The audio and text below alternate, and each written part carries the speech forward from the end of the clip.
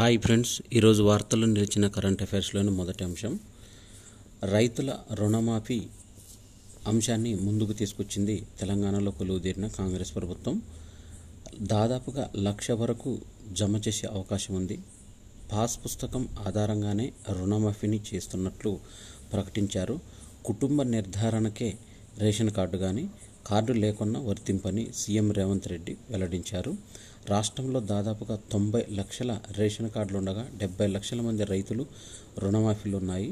వారిలో 6,36,000 మందికి రేషన్ కార్డులు లేవు. వారందరికీ రుణమాఫీ వర్తిస్తుందని, రేషన్ కార్డులు లేనంత మాత్రాన ఆ రైతుకు అన్యాయం జరగనివ్వమని ఈ సందర్భంగా తెలిపారు.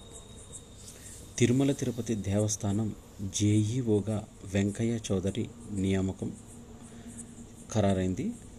అయితే డిప్యుటేషన్ పైన ఆంధ్రప్రదేశ్కి పంపేందుకు కేంద్రం ఆమోదించింది. విద్యా హక్కు చట్టం అమలుపైన నివేదిక ఇవ్వమని ప్రభుత్వాన్ని హైకోర్టు ఆదేశించింది. దీంట్లో విద్యా హక్కు చట్టం కింద 25% కేటాయించిన సీట్ల వివరాలను పాఠశాలల వారీగా 2 వారాల్లో సమర్పించాలని ఆదేశించింది. అయితే దీంట్లో 2020లో ప్రజా ప్రయోజన వ్యాజ్యం దాఖలు చేశారు. దీనిపైన ప్రధాన న్యాయమూర్తి justice Alok Aradhe, justice J Anil కుమార్తో కూడిన ధర్మాసనం మరోసారి విచారణ చేపట్టింది. 2009లో విద్యా హక్కు చట్టం అమల్లో వచ్చినప్పటి నుంచి ఇప్పటివరకు అమలు చేయటం లేదన్నారు. ప్రభుత్వం ప్రత్యేక న్యాయవాది ఎస్ రాహుల్ రెడ్డి వాదనలు వినిపిస్తూ విద్యా హక్కు చట్టం అమలుకు ప్రభుత్వం 2010 జూలై 7న జీవో 44 జారీ చేసిందని గుర్తు చేశారు. తొలి ఒలింపియన్ నీలిమా ఘోష్ 72 ఏళ్ల క్రితం ఒలింపిక్ పోటీల్లో పాల్గొని తొలితరం అమ్మాయి. తను ఇప్పటిదాకా వయసు 17 ఏళ్లే ఆమెకి. అయితే 1952లో హెల్సింకి ఒలింపిక్స్లో తొలిసారి భారత మహిళలు పోటీ పడ్డారు. అప్పటికి మన దేశంలో అమ్మాయిలు ఆటలు ఆడటమన్న ఊహే కష్టంగా ఉంది. అలాంటిది తొలిసారి 4 అమ్మాయిలు క్రీడా పోటీల కోసం పరాయి దేశంకు కాళ్ళు పెట్టారు. 17 ఏళ్లకు పైగా ఉన్న ఆమె 100 మీటర్ల పరుగు, 80 మీటర్ల హార్డిల్స్లో 2 విభాగాల్లో పోటీ పడ్డారు. మహిళల ఆరోగ్యానికి అవసరమయ్యే ఫుడ్లో జింక్ అనేది ఉండాలని నిపుణులు తెలియజేశారు. చిక్కుళ్ళు, వేరుశెనగలు, గుమ్మడి, పుచ్చగింజలు, కాయధాన్యాలు, బీన్స్ మొదలైన వాటి నుంచి సరిపడా జింక్ లభిస్తుందని తెలిపారు. అంగన్వాడీలకు తీపి కబురు, టీచర్లకు 2 లక్షలు, ఆయాలకు 1,00,000 రూపాయలు రిటైర్మెంట్ ప్రయోజనాలు కలగజేయాలని తెలంగాణ మహిళా శిశు సంక్షేమ శాఖ మంత్రి సీతక్క తెలిపారు. కోవిడ్తో టైప్ 1 మధుమేహ లక్షణాలు వేగవంతం అవుతున్నాయని, దీంతో వ్యాధికారక సూక్ష్మజీవుల నుంచి రక్షణ కల్పించాల్సిన రోగనిరోధక వ్యవస్థ అదుపు తప్పుతుంది. ఆరోగ్యంగా ఉన్న స్వీయ కణాలు అవయవాలపైన దాడి చేస్తుంది. ఈ రుగ్మత ఉన్న వారిలో అసాధారణ స్థాయిలో దాహము, ఆకలి, తరచూ మూత్ర విసర్జన చేయాల్సి రావడం, తీవ్ర అలసట, దృష్టి మందగించడం వంటి లక్షణాలు కనపడుతున్నాయని, ఈ కోవిడ్-19 బారిన పడ్డవారిలో టైప్ 1 మధుమేహ వ్యాధి లక్షణాలు చాలా వేగంగా బయటపడే వీలుందని పరిశోధకులు తెలిపారు. మసాజ్తో నొప్పి తగ్గుతుందనడానికి గట్టి ఆధారాలు లేవని శాస్త్రవేత్తలు తెలిపారు. దీంతో శాస్త్రీయ సమీక్షలు లేవని, దీనికి చర్మంలోని మృదువైన కణజాలాలు, కండరాలు, లిగమెంట్లకు చేతితో సవరించడం చేస్తుంటారు. దీనికి బాగానే ఆదరణ లభిస్తుంది. అయితే వీరు 2018లో జర్నల్లో ప్రచురితమైన 129 సమీక్షలను విశ్లేషించారు. వీటిలో 41 మాత్రమే పెద్దల్లో నొప్పి నుంచి ఉపశమనం కలిగించడంలో మసాజ్ సహాయపడిందని తెలిపారు. జమ్మూ కాశ్మీర్లో నిన్నటి రోజున ఎదురు కాల్పులు జరిగాయి. కెప్టెన్తో సహా 4 సైనికులు బలయ్యారు. అమరులైన బ్రిజేష్ థాపా, బిజేంద్ర, అజయ్, డి రాజేష్లు వలస కూలీలకు 4 వారాల్లోనే రేషన్ కార్డులు జారీ చేయమని రాష్ట్రాలకు సుప్రీంకోర్టు ఆదేశాలు జారీ చేసింది. 2 న్యాయమూర్తుల నియామకానికి రాష్ట్రపతి ఆమోదం లభించింది. 34 మందితో సుప్రీంకోర్టు సంపూర్ణంగా కొలువు తీరనుంది. కొత్త న్యాయమూర్తులతో ప్రధాన న్యాయమూర్తి జస్టిస్ డివై చంద్రచూడ్ ప్రమాణం చేయించే అవకాశం ఉంది. జస్టిస్ నోంగ్ మిఖా పమ్ కోటేశ్వర్ సింగ్ మణిపూర్ నుంచి సర్వోన్నత న్యాయస్థానం జడ్జిగా నియమితులైన తొలి వ్యక్తిగా రికార్డు సృష్టించారు. మద్రాస్ హైకోర్టు తాత్కాలిక చీఫ్ జస్టిస్గా కొనసాగుతున్న జస్టిస్ మహాదేవ్ చెన్నైకి చెందినవారు. 21న పార్లమెంటు బడ్జెట్ సమావేశాల సందర్భంగా అఖిలపక్షం భేటీ కానుంది. ఈ నెల 21వ తేదీన అఖిలపక్ష సమావేశం నిర్వహించాలని కేంద్రం నిర్ణయించింది. సెప్టెంబర్ 26న ఐక్యరాజ్య సమితిలో ప్రధాని నరేంద్ర మోడీ ప్రసంగించనున్నారు. అయితే ఈ ప్రాథమిక జాబితాలో భారత ప్రధాని పేరు కూడా ఉంది. అయితే ఇది తుది జాబితా కాదని, సన్నివేశాలకు హాజరయ్యే ప్రతినిధులు షెడ్యూల్లో ఏవైనా మార్పులుంటే వాటిని సవరించి రానున్న వారాల్లో తుది జాబితాను విడుదల చేస్తామని ఐక్యరాజ్య సమితి జనరల్ అసెంబ్లీ సమావేశాలు సెప్టెంబర్ 24 నుంచి 30వ తేదీ వరకు జరుగుతున్నాయి. 2021లో సెప్టెంబర్లో జరిగిన వార్షిక సమావేశాల్లో ఐక్యరాజ్య సమితి వేదికపైన ప్రధాని నరేంద్ర మోడీ ప్రసంగం చేశారు. పలు వివాదాలకు కేంద్ర బిందువుగా మారిన ట్రైనీ ఐఏఎస్ అధికారిని పూజా ఖేద్కర్ వ్యవహారంలో కీలక పరిణామం చోటు చేసుకుంది. నియామకంపై పెద్ద ఎత్తున వస్తున్న ఆరోపణలతో ఆమె శిక్షణను ఉన్నతాధికారులు నిలిపేశారు. పరీక్షల సంస్కరణలపైన 37,000 సూచనలు ఉన్నత స్థాయి కమిటీ వెల్లడించింది. దీంతో పరీక్షల పత్రాల కఠినత్వాన్ని సగటు చేసి మార్కులను నిర్ధారించే నార్మలైజేషన్ విధానాన్ని రద్దు చేయడం, పరీక్షల్లో షెడ్యూల్లో మార్పులపైన ముందుగానే సమాచారం ఇవ్వడం, పరీక్ష కేంద్రాల్లో మౌలిక వసతుల కల్పన వంటి సూచనలు, సలహాలు వాటిలో ఉన్నాయి.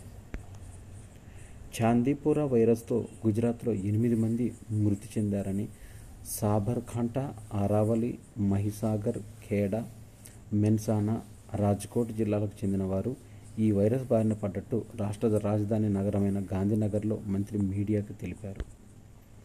భారతీయ భాషల్లోకి 22,000 పుస్తకాలు ఆస్మిత ప్రాజెక్టుకు శ్రీకారం చుట్టారు. యూనివర్సిటీ గ్రాంట్స్ కమిషన్ యూజీసీ శ్రీకారం చుట్టింది. రానున్న 5 ఏళ్లలో ఈ ప్రాజెక్టు పూర్తి చేయాలని అవి లక్ష్యంగా పెట్టుకున్నారు. ఆస్మితను అనువాదం, పాఠ్యాంశాల రచన ద్వారా భారతీయ భాషల్లో స్టడీ మెటీరియల్ను మరింత సమర్థవంతంగా కూర్చుకోవడం ఉన్నత విద్యా కార్యదర్శి సంజయ్ మూర్తి ఆవిష్కరించారు. దీంతో పాటు బహుభాషా శబ్దకోశం, రియల్ టైం అనువాద వ్యవస్థను అందించే 3 కార్యక్రమాలకు శ్రీకారం చుట్టడం అభినందనీయమని కేంద్ర విద్యాశాఖ మంత్రి ధర్మేంద్ర ప్రధాన్ ఎక్స్లో పేర్కొన్నారు.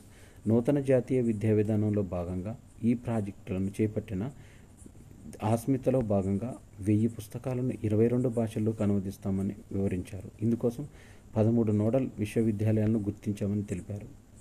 షెడ్యూల్డ్ కులాల జాబితాలో మార్పు అధికారం రాష్ట్రానికి లేదని సుప్రీంకోర్టు తీర్పిచ్చింది. 2015 నాటి బీహార్ ప్రభుత్వ నోటిఫికేషన్ను ఈ సందర్భంగా రద్దు చేసింది. South India International Movie Awards SIIMA 2024 వేడుక దుబాయ్లో జరగనుంది. సెప్టెంబర్ 14-15 తేదీల్లో దక్షిణాది తెలుగు చలనచిత్ర పరిశ్రమ అట్టహాసంగా ఈ పురస్కారాల పండుగను నిర్వహించనుంది. అయితే సైమా చైర్పర్సన్ బృందా ప్రసాద్ అడుసుమిల్లి ఒక ప్రకటనలో తెలిపాడు. మంగళవారంలో నామినేషన్లు ప్రకటించారు. తెలుగులో నాని కథానాయకుడిగా నటించిన దసరా చిత్రం 11, హాయ్ నాన్న చిత్రం 10 నామినేషన్లు సొంతం చేసుకున్నట్టు తెలిపారు. తమిళంలో జైలర్ 11, మామన్నార్ 9 నామినేషన్స్ను, కన్నడలో కాటేరా 8, సప్తసాగర దాచే ఎల్లో సైడియే 7, మలయాళంలో 2018 8, కాదల్ దికోర్ 7 నామినేషన్లతో ముందున్నాయి. ఆన్లైన్ ఓటింగ్ ద్వారా విజేతలను ఎంపిక చేస్తామని బృందాప్రసాద్ తెలిపారు. సాధారణ బడ్జెట్ 2024-25 రూపొందించే ప్రక్రియ చివరి దశను సూచిస్తూ నిర్వహించే సాంప్రదాయ హల్వా వేడుకలో ఆర్థిక మంత్రి నిర్మలా సీతారామన్ పాల్గొన్నారు. మంగళవారం ఢిల్లీ నార్త్ బ్లాక్లో కేంద్ర ఆర్థిక శాఖ ప్రధాన కార్యాలయంలో ఈ వేడుక నిర్వహించారు. బడ్జెట్ తయారీలో పాలు పంచుకుంటున్న మంత్రిత్వ శాఖ ఉద్యోగులు, అధికారులు హల్వాను తయారు చేసి ప్రచండం సంప్రదాయంగా వస్తుంది. ఈ వేడుకలో ఆర్థిక శాఖ సహాయ మంత్రి పంకజ్ చౌదరి, ఆర్థిక కార్యదర్శి టీవీ సోమనాథ్, ఆర్థిక వ్యవహారాల కార్యదర్శి అజయ్ సేత్, ఆర్థిక సేవల కార్యదర్శి వివేక్ జోషి పాల్గొన్నారు. ఈ నెల 23న లోక్సభలో బడ్జెట్ను ప్రవేశపెడతారు. టెలికాం రంగము సూపర్ పవర్గా భారత్ నిలవాలని, ఇది మోదీ ప్రభుత్వ లక్ష్యమని మంత్రి సింధియా ఆకాష్ అంబానీ మిత్తల్తో భేటీ సందర్భంగా అన్నారు. దీంతో Bharti Airtel chairman Sunil Bharti Mittal, Vodafone Idea MD CEO Akshay ముంద్రాలతో కేంద్ర మంత్రి భేటీ అయ్యారు. స్పెయిన్కి చెందిన కార్లస్ అల్కరాజ్ వింబుల్డన్ పురుషుల సింగిల్ టైటిల్ విజేతగా నిలిచాడు. 2024 జూలై 14న లండన్లో జరిగిన ఫైనల్లో మూడో సీడ్ అల్కరాజ్, రెండో సీడ్ జకోవిచ్ సెర్బియాను ఓడించాడు. అల్కరాజ్కి వరుసగా ఇది రెండో వింబుల్డన్ టైటిల్. 2023లోనూ అతను ఫైనల్లో జకోవిచ్ను ఓడించాడు. ఇప్పటి వరకు అల్కరాజ్ 4 గ్రాండ్ స్లామ్ టైటిళ్లు గెలుచుకున్నాడు. యూరో కప్ 2024 విజేతగా స్పెయిన్ నిలిచింది. 2024 జూలై 15న బెర్లిన్లో జరిగిన ఫైనల్లో 2-1 తేడాతో ఇంగ్లాండ్ను ఓడించింది. స్పెయిన్కి ఇది 4వ యూరో కప్ టైటిల్. గతంలో 1964, 2008, 2012లోనూ ఆ జట్టు విజేతగా నిలిచింది. రెండో స్థానంలో జర్మనీ ఉంది. దాని ఖాతాలో 3 టైటిళ్లున్నాయి. యూరో కప్ విజేతగా స్పెయిన్కు 72.94 కోట్లు లభించాయి.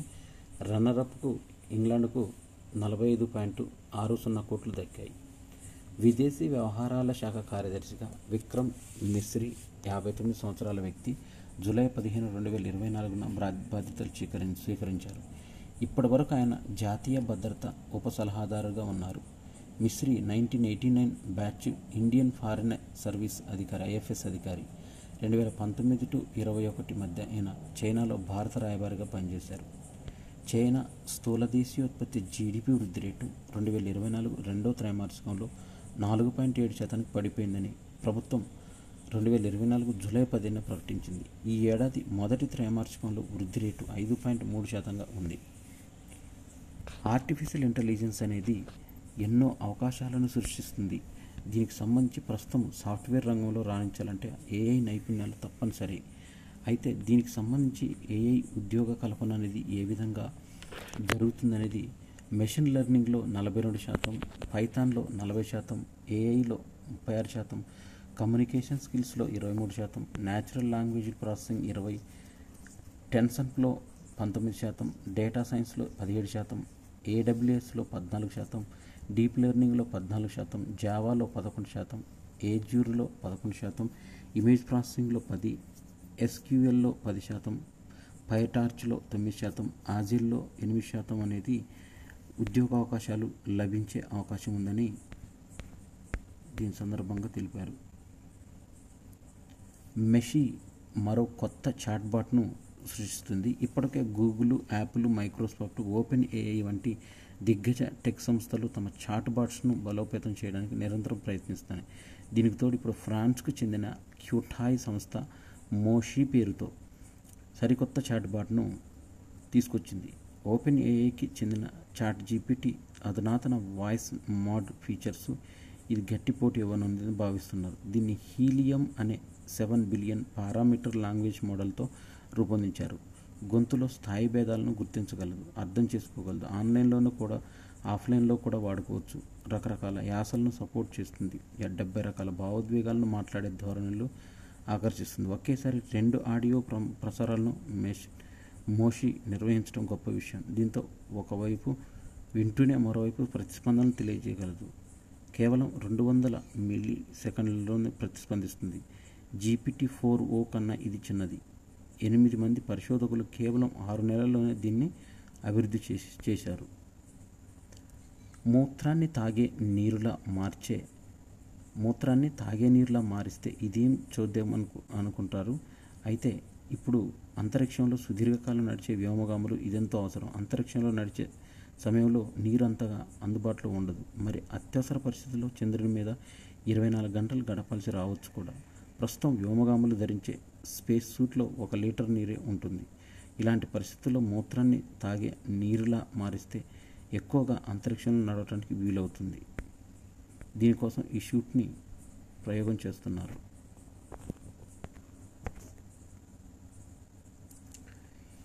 ATP ర్యాంకింగ్స్లో భారత అగ్రశ్రేణి టెన్నిస్ ఆటగాడు సుమిత్ నగాల్ కెరీర్లో ఉత్తమ స్థానం దక్కింది. తాజా జాబితాలో 5 స్థానాలు మెరుగైన నగాల్ 68వ ర్యాంకు కైవసం చేసుకున్నాడు. 1973 తర్వాత శశి మేనన్ ర్యాంకు 71ని అధిగమించి 4వ భారత ఆటగాడిగా నగాల్ ఘనత సాధించాడు. భారత్ తరపున విజయ్ అమృతరాజ్ 18వ ర్యాంకు 1980లో, రమేష్ కృష్ణన్ 23వ ర్యాంకు 1985, సోమ్దేవ్ దేవవర్మన్ 62వ ర్యాంకు 2011 తర్వాత నగాల్దే అత్యుత్తమ ర్యాంకు కావడం విశేషం.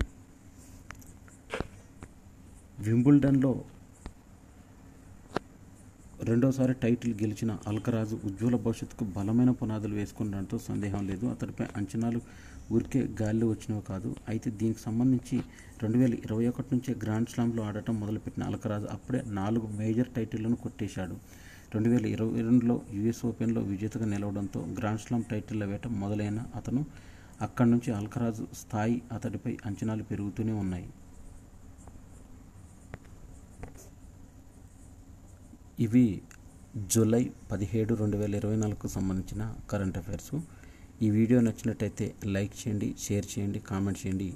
నా ఛానల్ సబ్స్క్రైబ్ చేసుకోవడం ద్వారా నేను చేసే వీడియోస్ అన్నీ మీకు నోటిఫికేషన్ రూపంలో వెలువడతాయి. Thanks for watching.